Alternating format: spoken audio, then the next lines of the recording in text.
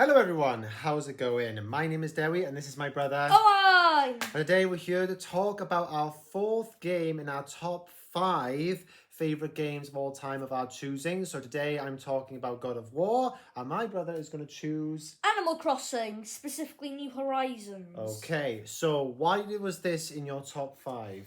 Because of how creative it is. It's a life sim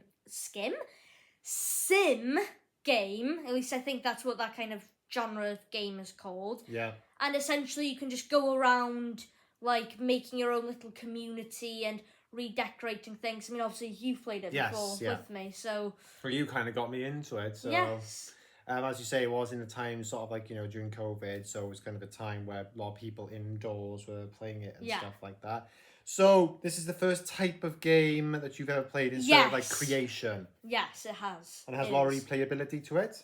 Yeah, it does, because you have all these seasonal events, like you have Easter, Christmas, Halloween, Turkey Day. You even have the wedding events, which I never really saw a point to, because you don't really have like a wedding kind of worldwide event in real life. Okay, was that based on a certain type of season, like the time of Yeah, year? like there was a wedding season. Okay, but, interesting. Well, maybe that was the thing, Valentine's Day. Did it have some kind of DLC later on or something like that? Yes. That would sort of like, keep you more entertained coming back to it? So there were like constant updates to the game that kept like updating it and stuff. Like you had Pirate Gulliver, and Gulliver was the person that would wash up on the beach, and you would have to like find like parts of his phone to get his crew back.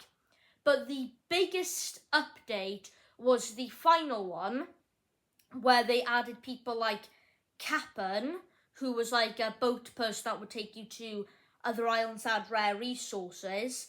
That update also gave you like vegetables that you could grow and cook, and it even had, as you said, a DLC called Paradise Planning, where you could like go to an island and design homes, vacation homes. Oh, that's pretty cool. And that kind of gave you the reason to come back to the game then. Yes, aside from literally just restarting it or redecorating your island. Okay, so obviously there's a lot of customization to this island. You can also customize your character and your name and everything like that. Yes, at the beginning of the game. Would you say there's a big like land to it, that you can customize? It's a fairly big land. I mean, since playing this game, I've played games like Dragon Quest Builders 2, and that obviously has a far bigger land than Animal Crossing.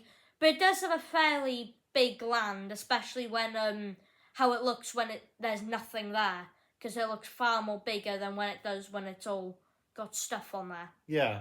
Okay then. So that came later on, didn't it? Dragon Quest. You played Animal Crossing first. It's like your first type of creative game, or was Dragon Quest your No, first? Animal Crossing was my first one. Then after playing that, our mum looked into trying to get more games that were like that, and Dragon Quest was one of them. So it kind of inspired you to do like more games like that then, really? Yes, so too was Stardew Valley, but I never played much of that. Okay, interesting. So talk about the customization. What kind of things can you do inside of the game? Okay, so you can craft items, like you can craft things like axes and stuff to take down trees or dig up rocks or fossils even for the museum. You can also use those resources you get from things like rocks and trees to make things like furniture, and then obviously you have money, which you have to use to pay rent, right, and your bills to Mr. Tom Nook. Rent. Brilliant. And I'm trying to think. I think that was most of the stuff. And you fishing, could also have... Oh, yeah, and fishing. You could also get fishing, catch bugs, and you could also buy stuff in like the shops that you get over time, like Nook's Cranny and Able Sisters.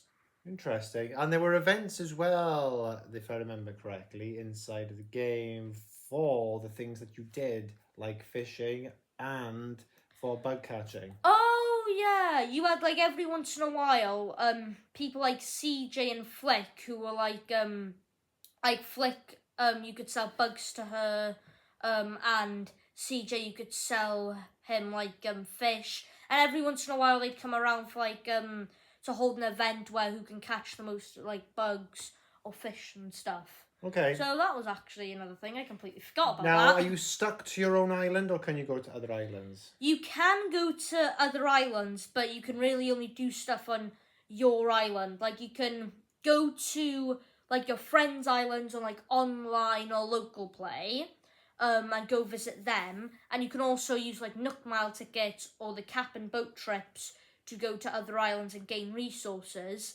But the only one you can really do stuff on is your island. Okay. Well, is there any other reasons you'd go to any other islands? Well, as I've just said before, you can go to things like the Nook Mile ticket islands and the Cap'n Islands for resources like stone, wood, fossil, fish, bugs, and even sometimes things like gold. And as for just going to other people's islands or inviting people to come to your island, well, that's just fun. Because I'm more leaning towards the fact that, you know, you've got villagers that are attending your island. Yes, like so NPCs. How would you get them? Get that? Oh! Do you see what I'm getting at now? Is that yeah. So when you start off the game, you have 2 villagers, which is always a jock and a big sister type. Then later on in the game, you get the option to put down 3 houses, and in each house you will always have a I think it was a foodie, a like peppy, and there was another one. Maybe it was a smug or something. Then you'd always get one at your campsite. So those are the ones that were always like guaranteed ones.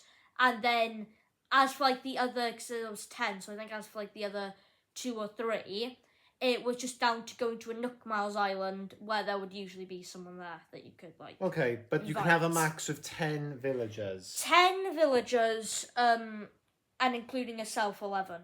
Okay, and so how many villagers are in the game then? Because it's quite diverse with the amount. There are loads. There's dozens. I don't think there are hundreds, but it could certainly seem like that at some times. Now, New Horizons, but is it a sequel like to other like Animal Crossing games? Well, I mean, yeah, of course a sequel, but obviously you don't have to play any of the other games to know what this game is about. They're all like self-contained. I think they do reference some of the past games in this, like Tom Nook selling stuff in Nook's Cranny rather than Timmy and Tommy, or the Able sisters having a long history with Tom Nook. But overall, yeah, again, you don't have to play the other games to know anything about this, because there's not a story. No story. No, there's no story. But you do go in there, you do have fun. Yes. And the progression in the game is to sort of eventually, just to design your island in your own image. Yes. Yeah, it is kind of like that, where just design your island however way you want. Usually you have to buy the stuff to get that, which makes you absolutely skint by the end of it. But unless you have a man like us in the game, and in the game she's absolutely rich. Oh, with like millions and millions of bells. Get a lot, and bells is like the currency of the game. There's no other currencies or anything like that in the game, is there? No, aside from, I guess, kind of Nook Miles.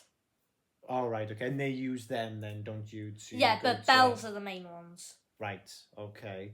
But that's quite interesting. But it's definitely, you've put it in your top 5 because, it was one of your, most favourite games. Are you still playing it now? Yes, I am. I'm doing my island back up again for like the 50th time. 50th, wow. 50? No, not exactly 50. No. I was going to say, what? And this is the first time I'm redoing this specific version of my island, because I've restarted my island a few times before. Okay. But not 50 times, oh my God. I was going to say, that's actually insane, what? Is there, you got a favourite character or a favourite villager that you've recruited? Well, I'd say probably someone like Bones then, Bones the dog, who I know you also really like. Oh yeah, he was one of my favourites, along with Apollo. Yeah. But no, I think, do you think if there's they're going to make another Animal Crossing? Yes, eventually. That'll probably be when something like the Nintendo Switch 2 comes out. But there will be another Animal Crossing, that's for definite, at least I think. Okay, and you'll definitely get it when it comes out. Yes. You're still like interested enough into the game to sort of get the next one when it warranted. I know with like you say, a Nintendo 2 when they warrant to bring out another game for that. Yeah. Okay, then that's cool. I can't think of anything else unless you want to add on anything to that. No, I mean I would give this game maybe like a 9 out of 10 though. A 9 out of 10? Or even a 10 out of 10 actually. Yeah? Yeah. Okay then. For how fun it is and the replayability and all that. So, your game was God of War then? Yes. God of War 2018 yeah. specifically. So let's just start off, because I also know a fair bit about this game as well, seeing as we have both played this. So, but I will, as you have done, talk to you about it like I've never played it before. Okay. So, like, what's the story behind God of War 2018 then? So 2018 is kicking off, from the start. It's really a journey about a father and a son who is fulfilling the dying wishes of their mother, of Atreus' mother, who's the son, and his wife Kratos, to spread her ashes on the tallest peak in all the 9 realms, which is on Jotunheim. So and as they journey throughout the land of Norse mythology, Atreus teaches Kratos how to be more of a better father, and Kratos trying to teach Atreus how to become like a warrior and a god to survive. Okay, and what kind of game is this then? Well, it's like an action, like open world action, violent type game. Okay, and what kind of weapons do you have in it? Leviathan axe and the blades of chaos. Okay then. And is this a sequel to any pre-existing God of War games? Yes, so 2018 God of War, because that's how everyone recognizes it, because it's just called God of War title, but when everyone says 2018, it's because there was another God of War before, in terms of a series, a saga, like a trilogy, because there was the ones where he was in Greece, where Kratos was originally from, in Greek mythology. So in God of War 2018, it was like a complete new story to tell. They recognize everything that he did back in Greek mythology, but in 2018 it was like a brand new start for him, a new chapter in his life to begin in Norse mythology and have his own family there. Because at the end of the old God of War in Greece, basically all of Olympus and all that is just like completely destroyed. So I mean, and then speaking of the previous games, are there any returning characters from there then, aside from Kratos himself? Yes, there is. There's 2 actually, noticeably. So one is Athena. You've got that really cool scene where he goes back to his hut, and he has to retrieve the Blades of Chaos, and he has to do this to save Atreus, who's been hurt basically when he tried to like activate like his own little Spartan rage against one of Thor's sons. So you have that really cool scene where he's in that hut, and Athena is like sort of taunting him in the background and talking about his past and that you're a monster and like that's what you always will be no matter where you go. So that was a pretty cool scene where he's literally digging up his past in a way by putting up those blades. The second character it's not really come back, but he's referenced, is Zeus, and that is when you're in Helheim, and that can like project visions of like sins that you've done before in your previous life, and obviously Kratos with everything he's done, and his actions towards Zeus at the end as well. I mean, obviously it was justified because Zeus was corrupted like the Pandora's box and all that and stuff, but it still comes back to haunt him, and in Helheim you see that. Okay, so obviously in the God of War thing, there's a lot of characters. Who's your favourite then? Kratos. And why is that? Because he's amazing. First of all, I have to say, right, okay, Christopher Judge, who is the voice of Kratos. I mean, I used to watch him when I was growing up into Stargate. Stargate, yeah, it's Tilk. But I love the actor, but he's really got the voice for him, and in terms of the attitude, he just doesn't take any stick from anybody. Doesn't trust anyone. It's just him and his son. That's it. Though he only trusts his son. And even then, that's questionable because obviously throughout their journey, especially in Ragnarok, there's definitely some trust issues there. But no, I feel like the journey, he's gone from being sort of keeping his sort of distance with his son, he's now grown a lot closer in this journey. So you get to really see that evolve over time while playing the game, which I think is really well done.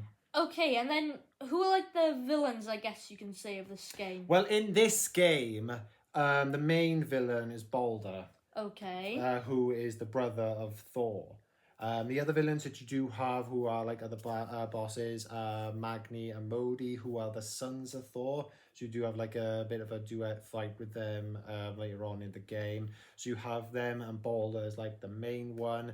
But you know, you do have like, other references to what the other the Norse gods have done before. And you also get to fight on a cool dragon while fighting Balder at one point. You fight trolls, basically anything you could think of in Norse mythology in terms of creatures were in the game. Okay, and did they make a sequel to this game? Yes, God of War Ragnarok, because this game ended with Balder dying, and by doing that, it set the events of Ragnarok because it started to snow, and that was like the telling of Ragnarok is coming. Okay then. And obviously, what about Atreus then? Because obviously he would have to be like the second main character. Do you get to play as Atreus in this game then? No. And what kind of story does he have? So Atreus, you don't play in this game. He is your companion. He helps you out. He's not too overpowered, you know. He just helps you there. Like if you're in a bit of a sticky situation, he can help you out and give you a bit of breathing space if you're being overwhelmed with so many enemies, you know, and stuff like that. And in terms of his story, you get a cool little ending with him as well. That you find out like this entire time, Kratos always called him boy, but you know, in the end, you know, he actually calls him Atreus and stuff like that. Is actually his name? But he's also known to the giants, which are one of the races in the other realms in Jotunheim, known as Loki. And that was like a cool little spin twist at the end. There's like, so what does this mean then for the future of God of War? So Kratos' son is Loki. So that just like, okay, what's happening here? And you've got those other events where, you know, you see behind the little sheet at the end, you know, of Kratos, or what you believe to be Kratos lying down on the ground and Atreus holding. But obviously it wasn't. It was Odin, wasn't it? Yes. So, is there any kind of, because obviously with a name like God of War, you wouldn't expect it to be that funny, but is there any kind of like really funny jokes or humour in this game that got you? Mamiya is like the comedian of it all. Joe, I don't know why. I think it's one of those very first conversations he has. Like the way he talks, it's just really funny. But with the first conversation he has with Kratos, he's like, you know, the gentleman of topic. And he's like, and Kratos is like, who are you? He's like, I'm Mamiya, the smartest man alive, and I have the answer to your every question. Why is the son of Odin hunting us? Okay, I may have a few gaps in my knowledge. Yeah, it's like the first question, if you get asked and you don't know the answer. But there's a few other things like he doesn't know, like what is Balder's weakness? He was questioning it all once in the game. That I will sort of, you know, understand because he was cast, it was like a spell that was put on him. Freya did it. Because there was a weakness to Balder because, you know, he was the immortal sort of god. He couldn't feel any pain and stuff. Now, Mamiya knew that there was a way to counteract that, but he couldn't say it because this spell, this curse, you could say, was put on him, so you could never tell it to anybody because Freya wanted Balder to live in the game. Yeah, it was mentioned in the game. Oh, I didn't because know that. It was only when they found out from themselves at the very end that it was mistletoe that Mamiya was allowed, because they already knew and stuff. Oh. But it was mentioned, it was brought up, because they asked Mamiya, you know, does he have a weakness? Well, he brought up, I think, you know, he had a weakness. And he's like, he does? Well, what is it? And then every time he tried to answer, he like sort of forgot, and he brought up another story, and they kept questioning on it, and it's like you've been had a spell like sort of cast on you, forbidding you from ever telling anyone what that is. Okay then, are there any other environments, like any notable environments that you visit in the game? Well, it's the 9 realms. Well, you don't go to all of the 9 realms. You're mainly in Midgard. Earth. Yeah, you get in like early that. times. But you know, I think all the realms are really good in their locations. Like, you know, you start off in Midgard, then you go to places like Alfheim, you know, which is like the place of like the elves and stuff. The dark elves you see there at first, and like elves you see a bit of a snippet of. And you get to see like the world evolve around you, the actions that you do around there. You just get to see it, you know, react to your presence. And you've got other places like Muspelheim, the challenges in that place. Oh my god. You've even got places like oh my god, I gotta try to remember the names. You do go to Jotunheim in the end. Like, you know, you do go to Jotunheim in the end. You see all that. Niflheim, you had challenges in Niflheim as well. Ivaldi's like workshop there. The Cursed Mist. Oh my god, trying to do that on a perfect run when you had like little gear was insane. But no, there's a lot of places. You don't go to all the 9 realms, but you do get to go to a load of them. Okay, and then can you upgrade your weapons in this then? Yes, Leviathan Axe and the Blades of Chaos you upgrade over time. And who upgrades them? Brock and Sindri, they are like your blacksmiths, and then you go to them to trade resources. Sindri is like an OCD hygienist, and Brock is just like, I don't take any crap, funny comedian. So I like Mamiya, but in fact, actually, those two together would just be like a comedy act. And okay, so overall, you really enjoyed. Oh God, yes. Would you say it's better than Ragnarok? I would say it is. I think it was a bold move. It was such a change from the Greek mythology into that, and because Ragnarok just sort of takes the foundation of 2018 and then, you know, builds. I'm not saying Ragnarok's bad. I'm just saying, you know, I think I prefer 2018 just a little bit more. Okay then. I'm trying to think of any other questions, but I don't think there are many others spring to mind. Of course, if you guys in the comments have any questions or opinions on either of the games that we talked about, then please let us know. Yes, absolutely. Do you have anything else to add? Well, no. If I were to give it a score, though, easily a 10. You know, I think they're in my top 5 for a reason, all these games, and I'm sure it is for you as well. Although you did give like an 8 or 9 to Animal Crossing. 9, wasn't it? Or No, a 10, but I think I gave a 9 to Game Builder Garage. that was it. Or an 8. Yeah. The thing is, like World of Warcraft, you know, when I was referencing that before, it's like I gave that a 10 because it's definitely my ongoing game that I played for the longest amount of time. So there's a reason for why I'm giving these a 10. But God of War, flawless. I loved it, and I can't wait for the next one. Okay then, so that is going to be it from me, OI, and my brother on the channel, and we will catch you all in the next video. Ta-da! Bye-bye.